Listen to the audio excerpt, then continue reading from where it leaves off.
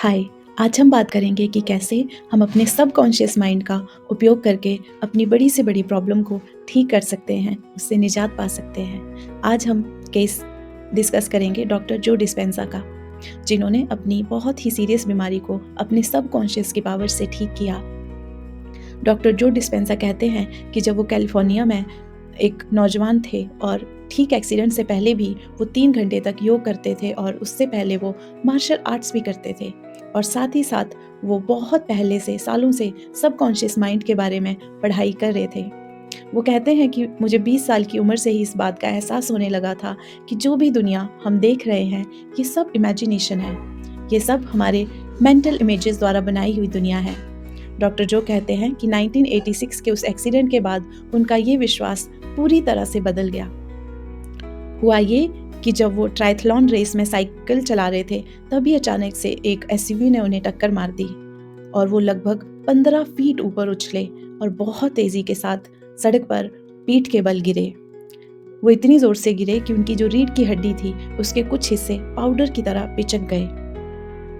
डॉक्टरों ने ये तक कह दिया था कि आपके पास सर्जरी के अलावा और कोई भी विकल्प नहीं है, और शायद सर्जरी के बाद भी उनकी जो जिंदगी है वो व्हीलचेयर पर ही गुजरेगी। डॉक्टर जो कहते हैं कि अगर कोई और होता, और इवन वो खुद भी एक कायरोप्रैक्टर होने के नाते सर्जरी की ही सलाह देते, लेकिन उन्होंने ये निर्णय लिया कि वो सर्जरी नहीं करवाएंगे, क्योंकि उनका मानना था कि हमारे अंदर एक इंटेलिजेंस है जो शरीर को बनाती भी है और चलाती भी है। उन्हें मन की शक्ति पर, सबकॉन्शियस पर पूरा भरोसा था, लेकिन उन्हें ये नहीं पता था कि ये उनकी जो मन की शक्ति है, जो सबकॉन्शियस है, ये कितनी परफेक्टली काम कर पाएगा या नहीं। ये वो समय था जब उनकी ज़िंदगी एक जगह आकर रुक गई थी। चोट के कारण वो पूरे दिन बिस्तर पर उल्टे लेटे रहते थे। उनकी पीठ का एक बहुत बड़ा हिस्सा जो है वो सुन्न हो चुका था और उन्हें नहीं पता था कि वो कैसे ठीक होंगे, लेकिन उनके पास एक रफ प्लान था। उन्होंने डिसाइड किया कि वो अपने एक हेल्दी रीढ़ की हड्डी की, स्वस्थ स्पाइन की जो बिल्कुल क्लियर पिक्चर है अपने दिमाग में बनाता रहूँगा और अपनी हायर इंटेलिजेंस यानी कि सबकॉन्शियस माइंड को उस पिक्चर को हमेशा हमेशा भेजता रहूँगा। उन्होंने पूरे 6 हफ्तों तक ऐसा करने की कोशिश की। वो आंखें बंद करके कल्पना करते कि मैं एक छोटा सा कारीगर हूँ, मेसन हूँ, और एक कलाकार की तरह सीमेंट से एक बहुत बड़ी, बहुत स्ट्रॉन्ग और एकदम हेल्दी रीढ़ की हड्डी का निर्माण कर रहा हूँ। वो ऐसा इमेजिन करते थे, लेकिन इसमें एक चुनौती थी। ऐसा इमेजिन करने में उन्हें घंटों लग जाते थे, क्योंकि उनका जो ध्यान था वो बार बार टूट जाता था। उनका मन एक जगह नहीं टिकता था और मन में बार बार विचार आते थे, नेगेटिव विचार, जैसे अगर पूरी ज़िंदगी व्हीलचेयर पर निकल गई तो क्या होगा? मेरे करियर का क्या होगा? क्या मुझे अपना घर और क्लिनिक बेचना पड़ेगा? डॉक्टर जो कहते हैं कि उनके हालात बिगड़ते चले गए, क्योंकि जब आप संकट में होते हैं तो छिपे हुए डर भी सामने आ जाते हैं। आप उन बातों के बारे में सोचते रहते हैं जिन्हें आप अपने जीवन में कभी होने नहीं देना चाहते। लेकिन किसी तरह डॉक्टर जो ने अपना अभ्यास जारी रखा, कंटिन्यू रखा। वो कहते हैं कि 6 से 6.5 हफ्तों में कुछ ऐसा हुआ कि अचानक नकारात्मक विचार आना कम हो गया। अचानक जो नकारात्मक विचार थे जैसे कहीं गायब हो गए हों। लेकिन विजुअलाइजेशन की ये जो प्रैक्टिस थी, उन्हें ये करने में जो उन्हें 3-4 घंटे लगते थे, अब वो उसे 45 मिनट्स में करने लगे थे और शरीर भी उनका बहुत तेज़ी से रिकवर होने लगा था। डॉक्टर जो कहते हैं कि जो भी मैं अपने मन में कल्पना करता था, जो भी विचार और भावनाएं मैं बार बार महसूस करता था, उनका सीधा असर मेरे शरीर पर हो रहा था। शरीर के जो सुन्न हिस्से थे वो काम करने लगे थे। उस समय उन्होंने ये निश्चय किया कि अगर मैं दोबारा खड़ा हो सका तो जो भी मैं सीख रहा हूँ, प्रैक्टिस कर रहा हूँ, खोज रहा हूँ, उसे और भी गहराई से समझने और सीखने में अपनी पूरी ज़िंदगी लगा दूंगा। डॉक्टर जो ने माइंड बॉडी कनेक्शंस के बारे में पढ़ना शुरू किया और पाया कि मेडिकल साइंस में इस पर ज़्यादा रिसर्च नहीं है। फिर डॉक्टर जो ने एपिजेनेटिक्स, न्यूरोप्लास्टिसिटी और क्वांटम मॉडल ऑफ रियलिटी के बारे में गहराई से जानना शुरू किया। उन्होंने ऐसे कई लोगों के इंटरव्यू किए जिन्होंने अपनी बहुत बड़ी बढ़ती हुई बीमारियों और गंभीर तकलीफ़ों से अचानक और अप्रत्याशित रूप से छुटकारा पाया था। डॉक्टर जो कहते हैं कि इन असाधारण लोगों में हमें 4 कॉमन फैक्टर मिले। पहला फैक्टर था हायर इंटेलिजेंस। Universal intelligence. ये लोग मानते थे कि शरीर और मन से परे भी एक इंटेलिजेंस है जिससे ये लोग जुड़े हुए हैं। कोई उसे गॉड कहता है, कोई उसे सबकॉन्शियस माइंड कहता है और कोई यूनिवर्स कहता है। यही इंटेलिजेंस उनकी हीलिंग और इम्यूनिटी में सहायता कर रही थी। नंबर 2, रिस्पॉन्सिबिलिटी, जिम्मेदारी स्वीकार करना। ये लोग किसी न किसी स्तर पर ये मानते थे कि जो भी बीमारी या परिस्थिति है, उसमें वे स्वयं भी किसी न किसी रूप से जिम्मेदार हैं। जैसे एक महिला के पति का एक्सीडेंट हुआ और वो गुजर गए, मर गए, जिसका दोष वो महिला खुद को देती रही। अगले 10 सालों तक उन्होंने गम और स्ट्रेस में अपना समय बिताया, जिसके कारण उनके पूरे शरीर में घाव हो गए और त्वचा पर कैंसर जैसे लक्षण दिखने लगे। तब उस महिला को ये एहसास हुआ कि इन सब के पीछे उसके नकारात्मक विचार और स्ट्रेस जिम्मेदार हैं। तब जाकर वो अलर्ट हुई।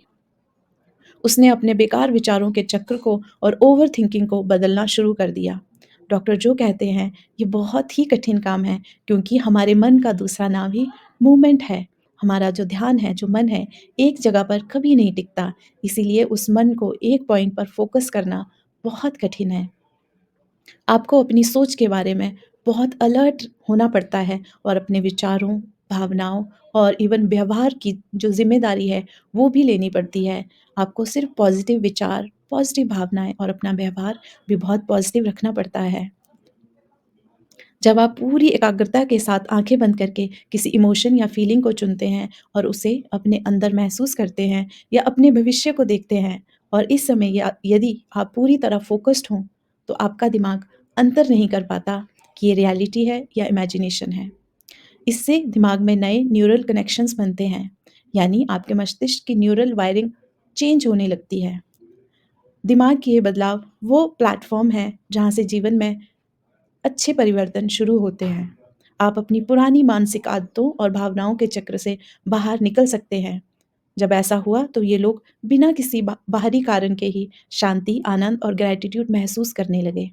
यानी उनकी जो खुशी थी, वो बाहरी दुनिया पर निर्भर नहीं थी। ये लोग समस्याएं होने के बावजूद भी बदलने से पहले ही उसके परिणाम जैसे शांति, संतुष्टि, धन्यवाद और आनंद को महसूस करने लगे।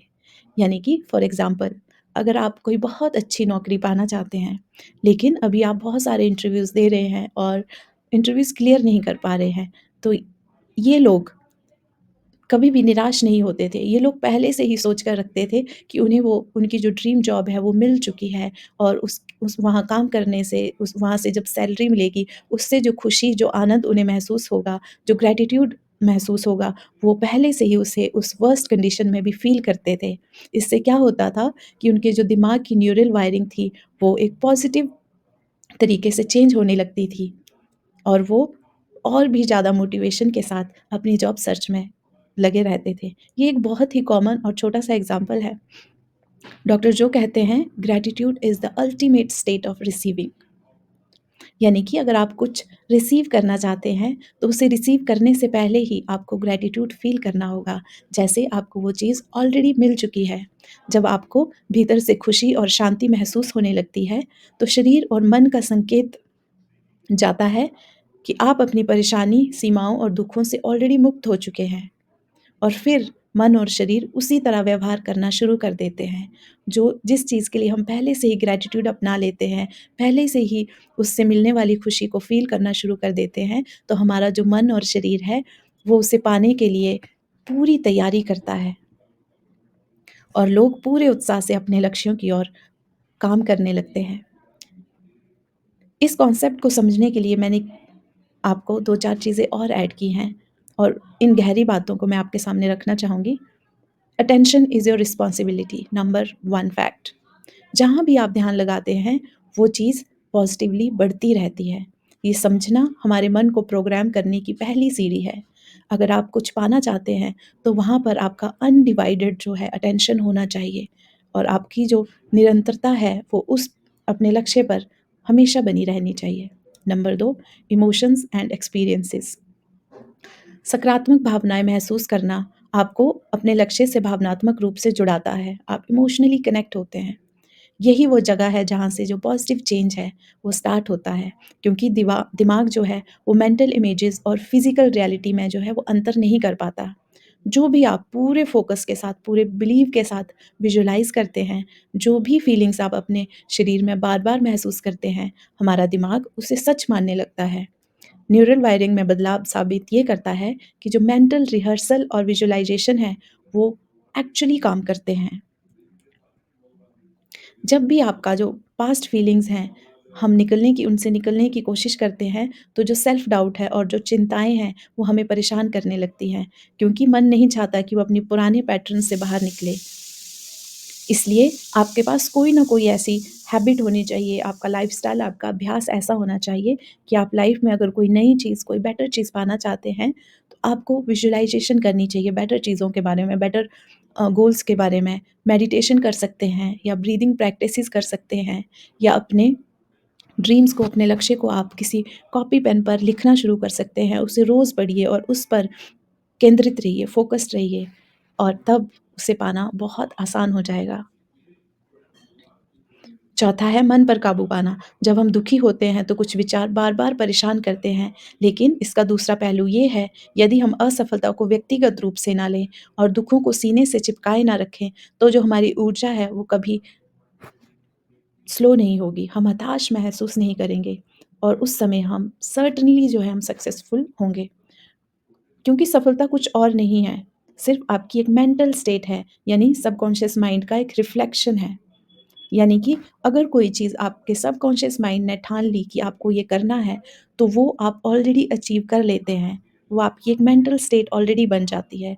इसलिए आपको ये सीखना बहुत ज़रूरी है कि कैसे आप अपने सबकॉन्शियस माइंड का एक राइट डायरेक्शन में यूज़ करें, अपने लक्ष्य को, अपनी लाइफ़ को बेहतर बनाने के लिए यूज़ करें। जैसा आप अभी फ़ील करते हैं, वैसा ही आपका जो भविष्य है, वो बनता जाता है। हमारा जो सबकॉन्शियस माइंड होता है, वो स्लोली जो भी वो आपसे मैसेज रिसीव करता है, उसको रियलिटी बनाने का काम जो है, प्रोसेस है, वो स्टार्ट कर देता है। फॉर एग्ज़ाम्पल, अगर आप आज बिल्कुल नॉर्मल इंसान हैं और कल को अगर आप बहुत बड़ी एक सेलिब्रिटी बनना चाहते हैं या हस्ती बनना चाहते हैं या बिज़नेस में अपना नाम कमाना चाहते हैं, तो अगर अपने माइंड को आप ये मैसेज देंगे कि मैं एक बहुत बड़ा उद्योगपति बनना या बनना चाहता या चाहती हूँ, तो आपका जो सबकॉन्शियस माइंड है धीरे-धीरे उस पर काम करना शुरू कर देगा। तो आपको अपने लक्ष्य को रोज़ याद करना है। आपका जो सबकॉन्शियस माइंड है वो धीरे-धीरे आपके अंदर उन सारे चेंजेस को लाएगा, जो चेंजेस आपके एक सफल बिज़नेसमैन या आपका जो भी गोल है बनने के लिए ज़रूरी है। तो इट्स वेरी इम्पोर्टेंट कि आप हमेशा अच्छा महसूस करें, अच्छा सोचें और हमेशा क्लियर और बेटर मैसेजेस दें अपने सबकॉन्शियस माइंड को। क्योंकि जैसा आप महसूस करेंगे, वैसा ही आपका भविष्य बनेगा। नंबर 5 है, अपने सबकॉन्शियस माइंड को प्रोग्राम करने का एक बहुत ही पावरफुल तरीका ये है कि इंटेंशन से इंटीग्रेशन। और इसके लिए आपको घंटों प्रैक्टिस करने की ज़रूरत नहीं है, बस कुछ मिनटों का इरादा ही पर्याप्त है। तो आपको जो है अपनी इंटेंशन बनानी है और उस पर हमेशा काम करना है, उसे रोज़ याद करना है और उसके लिए रोज़ कुछ ना कुछ आपको स्टेप उठाने हैं।